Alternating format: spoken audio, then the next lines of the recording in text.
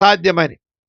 సామాన్యంగా చెప్పవచ్చని ఒక మాట రాయబడింది, రక్తము చిందింపబడకుండా పాప క్షమాపణ కలగదు అని సామాన్యంగా చెప్పవచ్చు అంటారు. కానీ ప్రియులారు, అందుకనే సృష్టి ఆది నుండి కూడా మానవుడు రక్తము చిందిస్తూ బలులు అర్పిస్తూ ఉన్నాడు.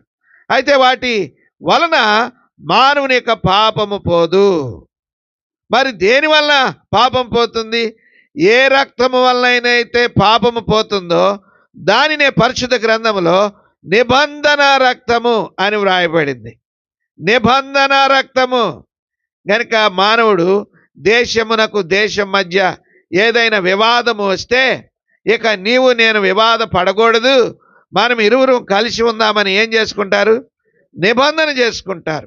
ఇక ఆ నిబంధన చేసుకొని రాసుకున్నాక ఇంకా ఆ రెండు దేశముల మధ్య వివాదం ఉండదు.